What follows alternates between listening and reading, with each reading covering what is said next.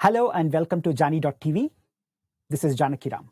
I'm excited to launch a new show on my channel called The Encounter, where I'm going to interview senior leaders from the world of technology and business.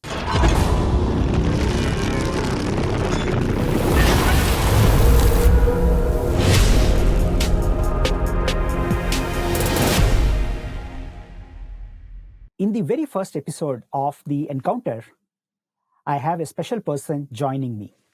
I want to make sure I get his profile right, so I'm going to read his intro.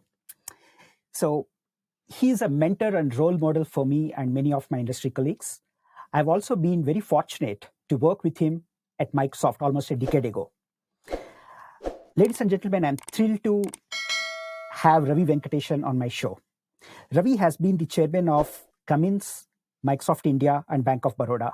He has been on the board of companies like Infosys and AB Volvo. He is UNICEF's special representative for young people and innovation.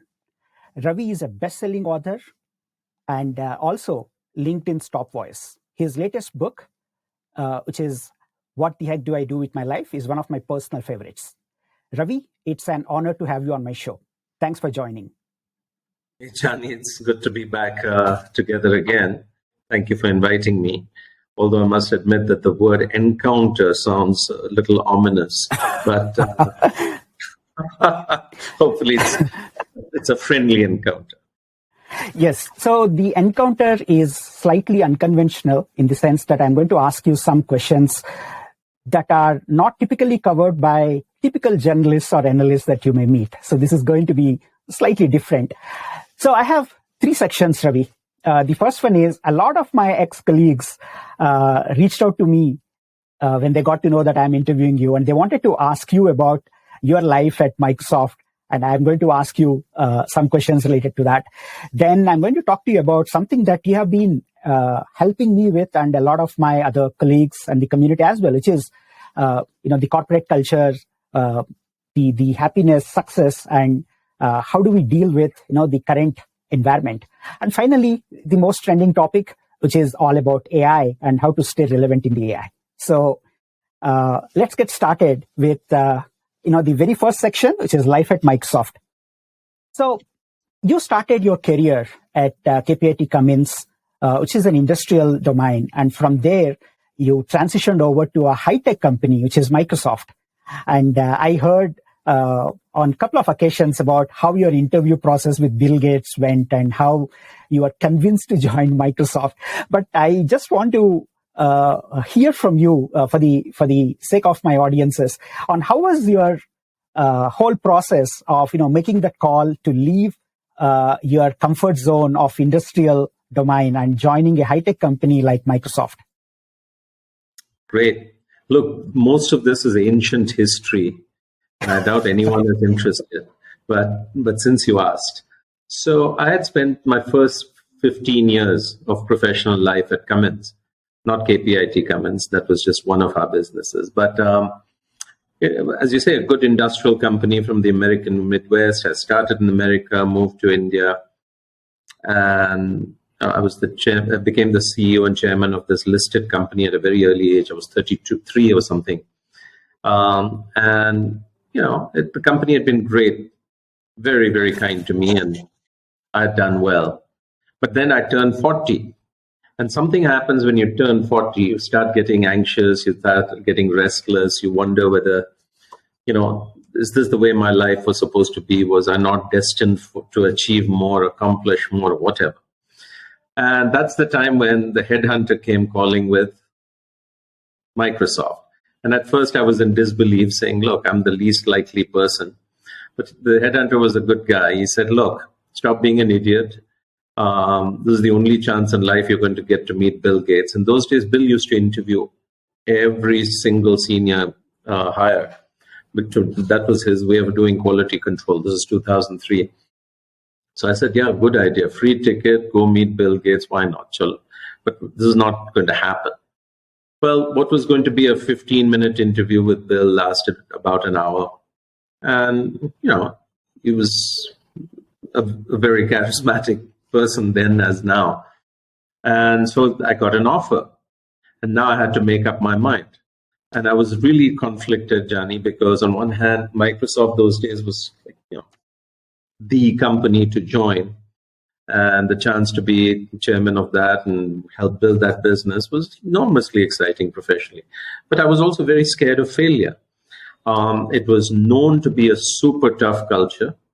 And, as I looked at, did my, search and due diligence about the company, I found many, many new hires at the VP, SVP levels had joined and left the company within a year. So it was clearly a difficult place to come into from the outside at the senior level. And so I was afraid of failing.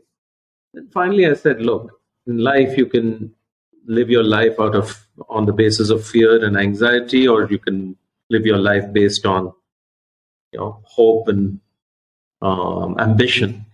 And so I decided, look, let me go in there, but I don't think I'm going to plan a long career. I'll treat it like a project. And who knows what a project may last. If it lasts 1, 2, 3 years, it's fine. I'll learn a lot. And so I came in with this project mindset and ended up spending 8 years. Excellent. So Ravi, I vividly remember, that was the time when Microsoft India experienced exponential growth. It basically transitioned from a small-time subsidiary to a region, and it really went on to become a very big subsidiary. And personally, I felt it was being in a pressure cooker. There was a lot of pressure. There was tremendous expectations from the management, from the corporate headquarters. And you were at the front and center of leading this whole transformation of, turning the subsidiary into a large region. So how was that? How did you handle that pressure? And how was it like dealing with these sales-driven, highly ambitious leaders? Well, the culture was very much a shock in so many ways. And it was, so first of all, I think you're talking mostly about the entity Microsoft India, which was sales and marketing. But beyond that, there were also these other entities, including IDC, and then later on, the other ones came up, Global Services, GTSC, et cetera. So it was complicated. Microsoft's culture, I would say, first of all, it was very centralized. All decisions were made in Redmond. And Bill even said, look, I like to run a place where I shout and the key people can hear me and come. So it was very, very centralized, which meant what? For all decisions, you had to go to Seattle. And I used to go about 10 or 11 times a year for 8 years. So that was a lot of miles. The second thing I would say about the culture was it was incredibly competitive externally. And it was also very, very competitive internally. And so there was tons and tons of internal competition, strife, politics, etc. And you had to navigate that. There was a third challenge, which I don't think anybody in those days, 2003, 4, 5, understood India and the opportunity in India. And so there was tons of educating and convincing to get the investments that resulted in that exponential growth, etc. But look, it was a great challenge, but a fun challenge. There was tons of pressure. There were lots of stressful moments. I remember those annual productions, which used to be called mid-year review. Okay, every December, January used to be a nightmare for most of us, because you had to prepare for mid-year review, and mid-year review used to last 6 weeks. You first did it in the region, then you had to go to Seattle for the worldwide mid-year review. And it resembled very much like a gladiator contest in a Roman arena, okay? Because all those people would sit around in concentric circles, and out here was this intense grueling in the field. There was a lot of blood flowing. And it would last for hours.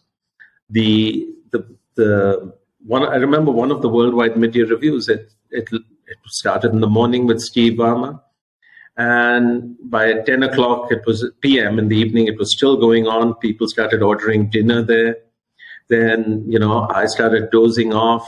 The question would come, Ravi, what is that? And then somebody would wake you up and say, look, this is what was asked. It was insane. Then we finished at 2:30 in the morning and started again next morning at 7:30. It was very, very, very intense, combative, etc. But, nothing's perfect. As you say, we accomplished a lot. I learned a lot. So how was it working with Steve Ballmer, Ravi? We heard a lot of stories. So what is one thing that you remember working with Steve Ballmer? Well, look, first of all, again, this is ancient history. Steve left the company, and suddenly I realized 9 years ago. And I left 15 years ago. So it's history for all of us. But he's an interesting guy, a very, very polarizing person with great strengths and some real weaknesses. I remember his strengths. And the thing I admired most about Steve was his intensity. You take a guy who's 50 years old, has built Microsoft, is worth $15 billion. He doesn't need to be working 16 hours a day. And you remember how he used to bound around the stadium. And it was very intense. I used to admire, where does he get this energy from after 30 years at Microsoft? So that was one thing. I think a second thing I would say is he's one of the most incredibly sharp people I ever met or worked with.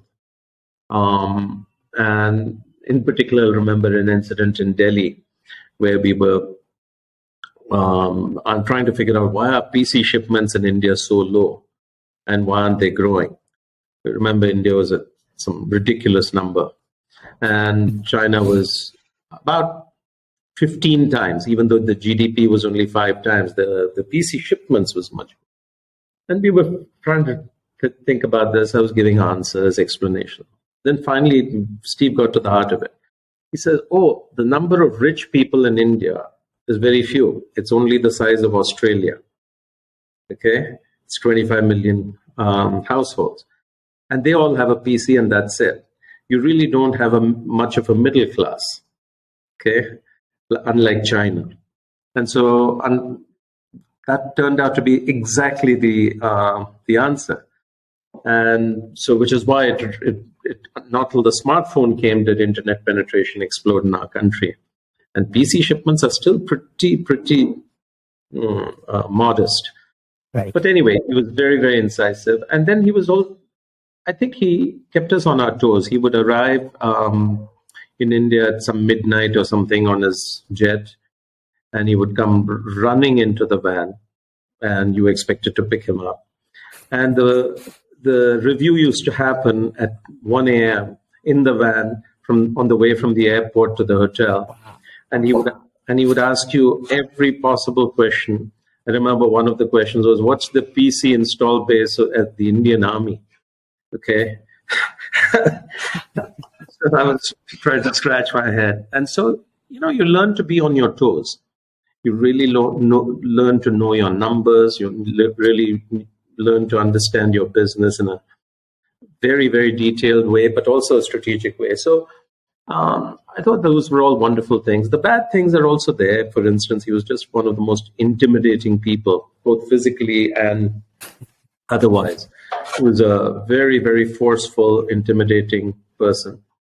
And what happens is people shut down. Then they don't open up and speak the truth or what they have on their minds. And a lot of mistakes were made. We try to, as you know, Jani, innovate a lot in India, particularly with IDC, with MSR altogether. And he systematically killed every one of those innovations. I remember a new form factor for PC that we developed called Veda. We were the first. We beat Google to launch mobile search with Airtel, and that was developed at IDC. He killed that. He didn't like anything that wasn't invented in Redmond. So, finally I gave up in frustration and said, look, this company is not going anywhere as long as he's there. And I'm grateful because if it hadn't been for Steve, I'd still be at Microsoft and I wouldn't have done all those things. But, a complicated man. but Ravi, that's very nostalgic. I have been a witness to most of the things that you said, but you are running some really large and transformational initiatives, like how do we become relevant to 1 billion people? How do we attack the emerging markets? And how do we create a blueprint for the BRIC countries and so on? So fast forward from there to today, do you see anything that stuck a chord with the subsidiary, with the Indian market? Do you see something that came out of this in a positive form? Yeah, a lot came out of it. If I look back at, over time, in terms of legacy, the first thing I would say is all of us collectively, 5,000, 6,000 of us, we changed the image and reputation of the company. You were there before I was, and you remember 2003, Microsoft was sort of the Facebook of its time, a company that wasn't particularly liked or admired, and was actively distrusted both by corporate customers as well as governments. And we had antitrust problems in every jurisdiction around the world. And the main job for me as the head was to try and transform that image, which we did. By the time I left in 2011, if you remember, for 3 years in a row, we were the most admired MNC. Those days, it was hard to dislodge Infosys as the most admired company. But amongst the foreign companies in India, we, were number one. And on the International Government Elite Survey, we beat all our competition, whether it was IBM or Google or anyone else. And most importantly, I think, people began to love us. I remember there was this huge Open XML campaign. Right. And of all people, we got great support from the NGOs. Okay, imagine the social sector supporting a capitalist company like Microsoft. Okay, and back in 2004, they were the ones who were saying free and open source software, hell with proprietary software, all that stuff. And in 7-8 years, we had got them to a point where they were actually supporting our data format in the standards war of that time. So I would say reputation was one of those things that we worked hard, as all of us. The second one was, I think, the way we beautifully rode the IT services wave. So 2004 to 11 was the big boom in IT services, when Infosys, Cognizant, and all exploded after Y2K. And I think we were there at the right time, and we did all the right things. We came together as one Microsoft. And I remember signing the first $100 million EA with Infosys, which was just an astonishing number for those days. And so I think we did that beautifully. And the final thing I would say is, look, we got every part of Microsoft to set up shop in India. When we started, there were only 900 employees and 2 entities. There was SMSG and there was IDC. And by 2011, we had every product group in India. We had every part of the company, all services, etc., and nearly 6,000 people.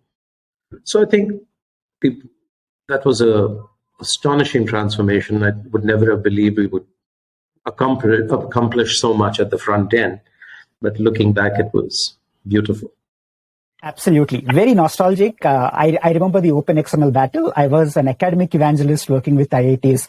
I had many encounters with Dr. D.B. Pathak at IIT Bombay. I remember all these stories.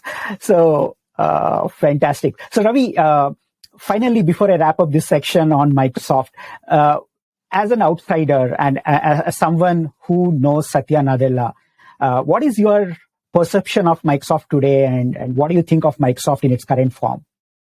Look, it doesn't really matter what I think. I think it's quite evident, and the world is voting.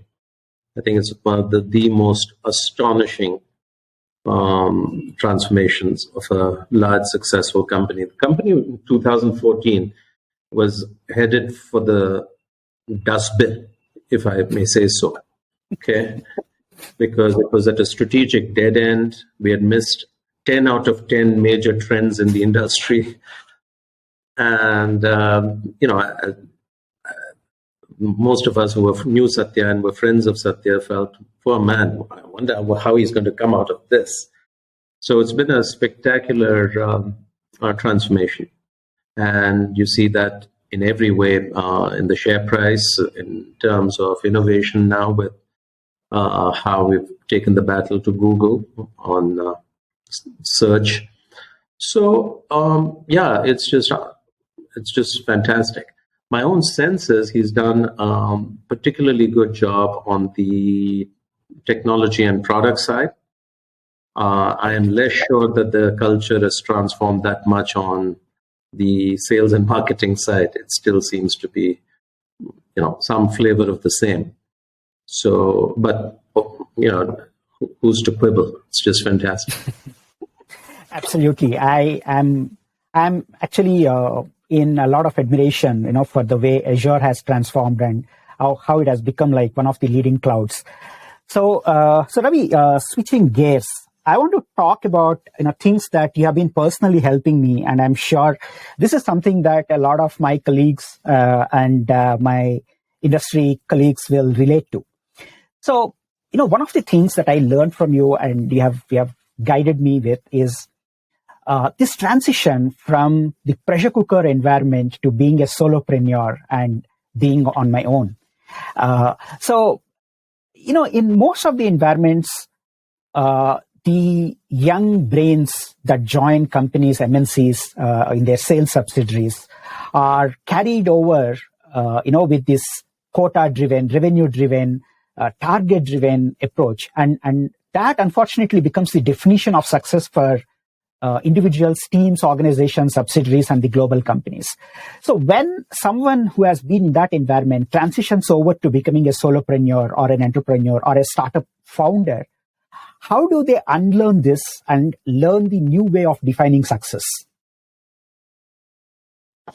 Interesting question. First of all, I think when you're straight out of college, you definitely want to start with a job at a good company because you get to learn a lot. You get to learn, some skills. You get to learn about yourself. You get to learn how to get along with other people, discipline, all these things, foundational things, and you get self-confidence. But I think in the 21st century, it is a mistake to think of yourself as an employee and seek a job and seek to remain in a job because there is no such thing as a stable job left anymore. And you can see all the layoffs in tech, you can see the layoffs in startups, and this is just going to be the way it is. So my first point is sooner rather than later, and the best day to start is today.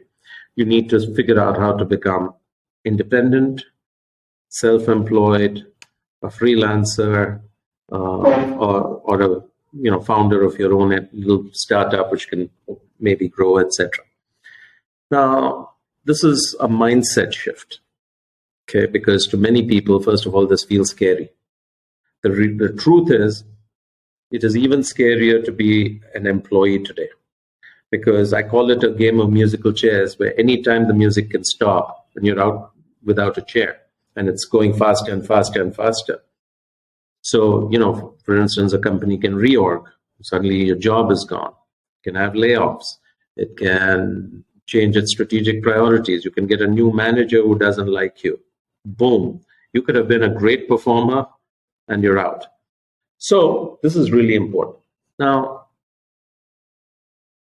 how do you learn to redefine success? Well, it's actually that is the whole journey of life. Mark Twain wrote 150 years ago. He said, look, there are only 2 days that matter in your life. The day you were born and the day you figure out why.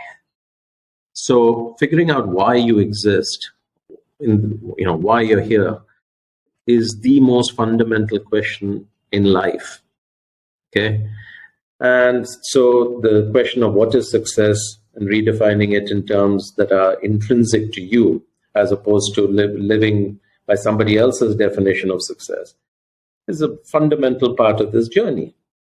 And I write a lot about it in my book. It's hard to sit there and think about, oh, what does success mean to me now? That's not how it works. What you have to do is try different things.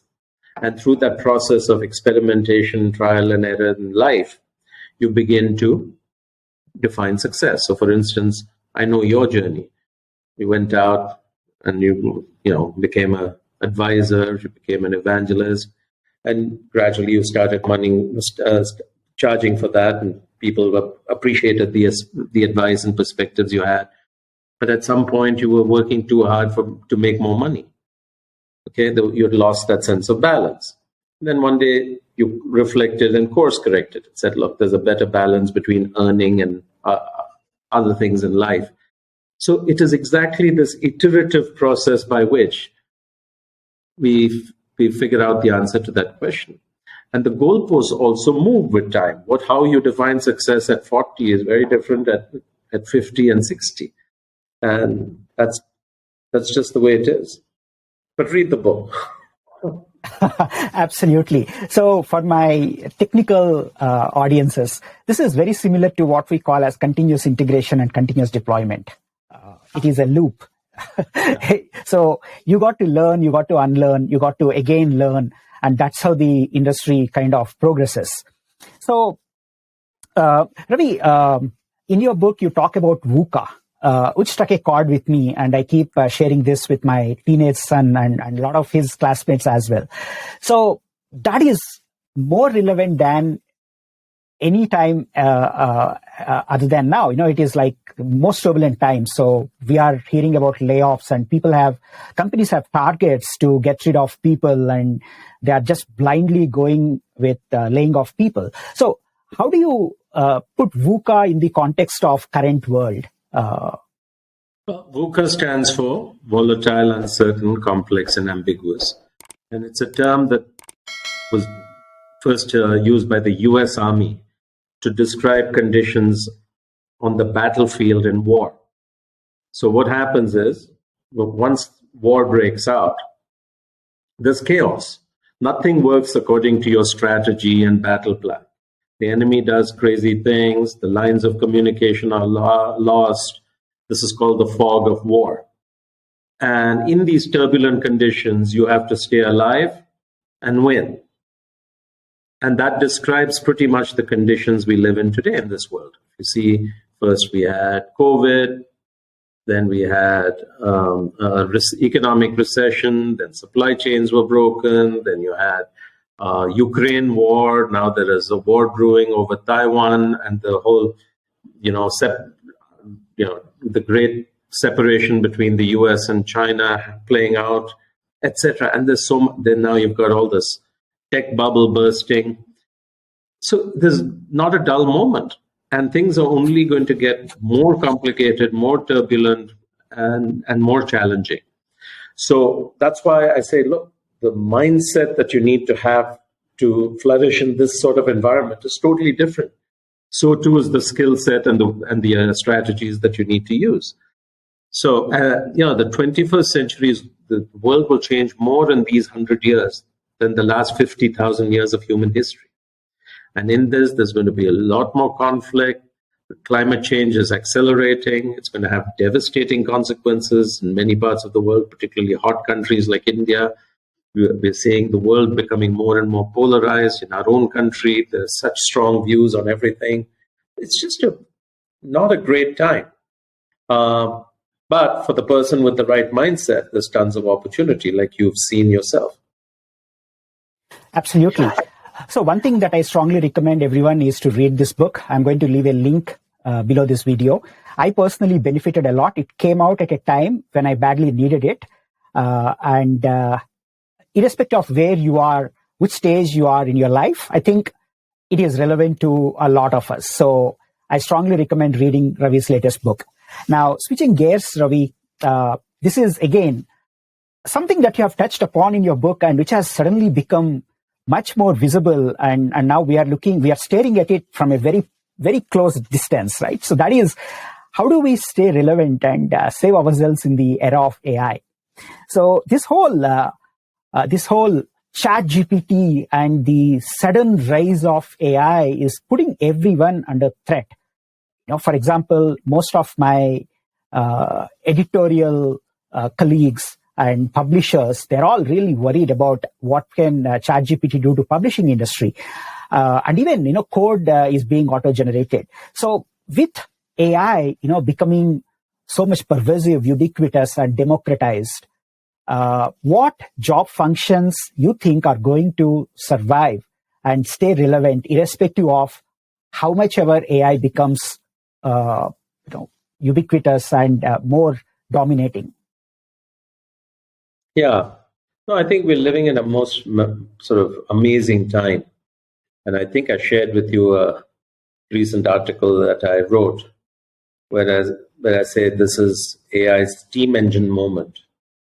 Right. And I think that's important because the first steam engine was invented around 1712, and it was a fairly clunky thing, highly inefficient, and it was used only for one thing, which is pump out water from mines which are flooding. And it wasn't until 30 years later that this fellow James Watt, who we read about in history books, invented a major improvement called the condenser and made it much more efficient and versatile. And suddenly, the engine found many, many applications across transportation, agriculture, powering factories, and so on. That's exactly where I think ChatGPT is. The world seems very divided. Oh, this is going to change everything. No. This is actually, not very useful because nobody knows how it generated the answer.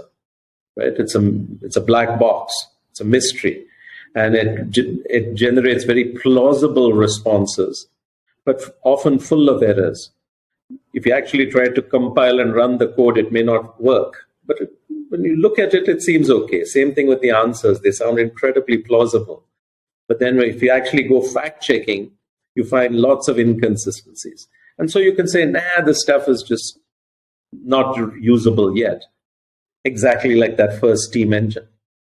So I actually think this is huge, and it's going to change all our lives. When it comes to jobs, I think it's very, very hard to predict.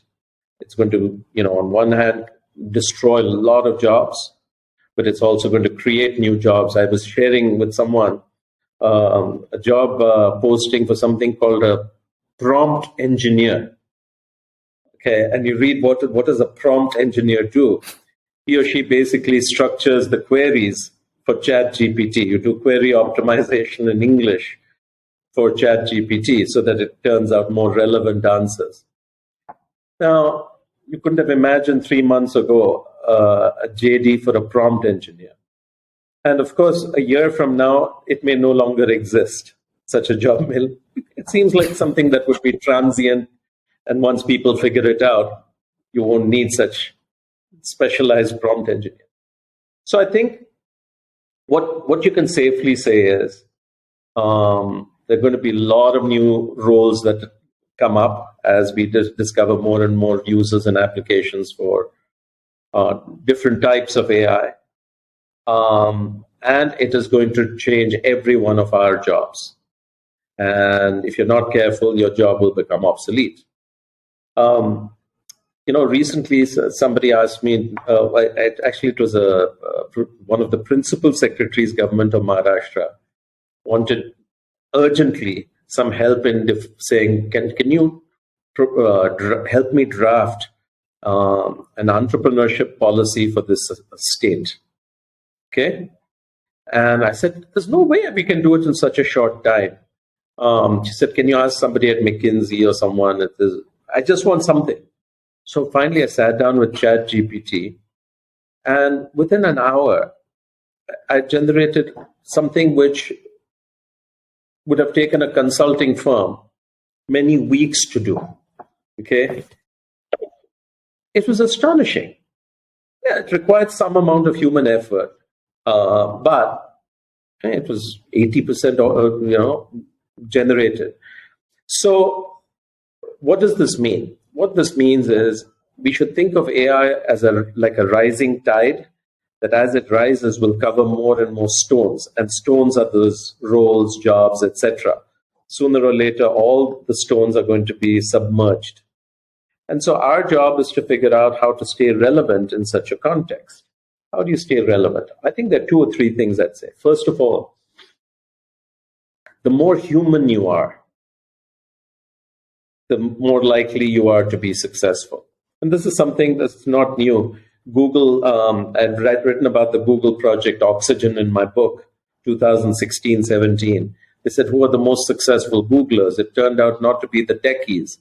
It's people who had the human qualities, social skills, communication, ability to work in teams, the ability to lead, creativity, complex problem solving. The more your work involves these things which are intrinsically, essentially human, the less likely you are to be automated out. Okay, so that's one. The second thing is excellence. I think what AI is doing is profoundly amplifying the gap between being excellent versus mediocre or merely good. Merely good is not enough. And being mediocre is lethal, because good enough AI will basically render you obsolete. So people should be quite concerned if they are mediocre. But if you're excellent, okay, at whatever you do, doesn't matter whether you're an entertainer or a developer or whatever, the chances of you being automated out are much lower. So the stakes are high in terms of excellence. Number 3 is, it's AI or any technology is like a wind. Okay, it's a wind. It has a direction. Now, you have to position yourself so it's a tailwind, not a headwind. Okay? Right. So if you move yourself, so you're saying, oh, this damn chat GPT has showed up. Let me start learning about it and using it. It's a tailwind. Okay, if you sit around and allow things to happen to you, it becomes a headwind. Okay? So what you have to do is constantly be on the move, constantly learning new things, constantly thinking of ways to reinvent yourself. And in which case, this is going to be fine. I'm 60 years old. And I think I would now say I'm a fairly proficient user of ChatGPT. Okay? That's taught myself. I love it, because the programming language for ChatGPT happens to be English. Right. So in fact, this fellow Vijay Mittal had just come down and he spent half a day with me. Vijay is the Satya Nadella's sort of one of his architects for AI, okay, in Seattle, and he was very, very, very interesting. He said, look, so he was with me and a bunch of startup founders. They said, what sort of people should we hire? He said, don't hire IIT engineers. Okay? They come with a fixed idea. Take people with liberal arts degrees who don't know anything about tech, but will figure out how to use it. Okay? Fascinating. Absolutely. So prompt engineering seems to be a great career choice, number 1. Number 2, what you said is absolutely right, Ravi. Am I audible? Okay, perfect. So ChatGPT for me, removes the blank page syndrome. As an author, as a writer, I struggle with ideas, and getting that first paragraph is always difficult. But ChatGPT helps me break that barrier and removes that block of the writer's block by giving me something to start with. So you're absolutely right, and it could be as simple as understanding a latest technology press release or an IT policy for a state. You have a starting point. That is the beauty of ChatGPT. Yeah. No, it's just amazing. So the other day, a friend of mine, who's the CEO of a company, he decided to quit after many years as CEO. And he was saying, look, can you help me draft my letter to customers and employees? Okay. And he said, I need it really quick, so help me. Chat GPT generated a 90% good letter, but the prompt has to be good. You have to describe the context really well, otherwise you'll get something generic. But it gave me something 90% good in 5 minutes, and then I tweaked a few sentences to make it more personal. And that was it. It was done. He sent it out. It's such a productivity tool. Awesome. So Ravi, shifting gears, I have something called a rapid fire round. This has to be answered in exactly one line, max. Yikes. Windows or Mac? Windows. Okay. Do you use a Surface? I use a Surface Laptop 5. Oh, excellent. Okay. So what motivates you to get out of the bed every day in the morning? What is that one thing that will motivate you? My dogs. At 5:30, they come and paw me and they want to go out. And there is no way you can sleep beyond that. Perfect. So with all the volatility and the information overload, what is your preferred source of getting authentic, credible news on current affairs? Well, the first thing is about 3 years ago, I stopped getting on social media. So to completely shut off TV, social media, etc. I subscribe to about 10 different magazines and newspapers online. And that's my primary source of good stuff. If there's a breaking event, then I go online and search for more information. But otherwise, it's subscribing to high quality newspapers and periodicals. Got it. What do you look for, or what you have been looking for in your direct reports? IQ versus EQ, which is more important? I think EQ is, I would rate EQ higher than IQ. I think IQ is highly overrated because it's also a limited test. It tests only for one aspect of intelligence. And what I've learned over the years is there are many, many, many forms of intelligence. And actually, particularly with all this AI, the interpersonal skills is just so much more important. So EQ. Excellent. Finally, which movie did you watch last? Well, that's an easy question. 2 days ago, I was on Netflix. I saw a Meryl Streep movie called Let Them All Talk. It's outstanding. Excellent. Great. So Ravi, that brings our conversation to an end. When I was in Microsoft, it was so difficult to get a one-on-one with you. It was actually an incentive. You do well and you get a 30-minute one-on-one with Ravi. So getting your time on my show is an honor. It's a privilege. Thank you so much for joining me. And I look forward to talking to you more often. Thank you, Jani. It's a great joy to be with you again.